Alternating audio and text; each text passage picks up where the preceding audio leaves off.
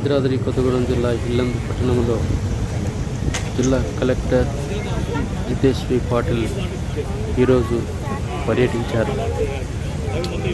నూతనంగా నిర్మించనున్న 100 పడకల ఆసుపత్రి స్థలాన్ని అదేవిధంగా ఇంటిగ్రేటెడ్ కళాశాల, ITI కాలేజ్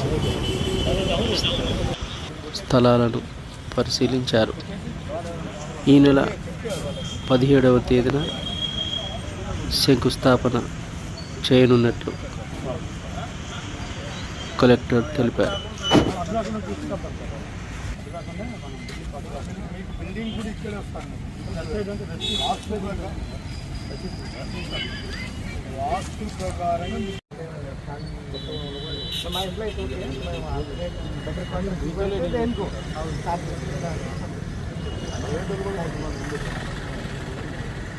కలిసి ఇంకా నేను అది కూడా చెప్తున్నాను కదా, ఒక వెహికల్ హైర్ చేసుకొని ఇంటి మనుషుల్లాగా వాళ్ళకే మేము షిఫ్ట్ చేయడానికి కూడా సాయం చేస్తాము. ఇంకా ఏం కావాలి వాళ్ళకి?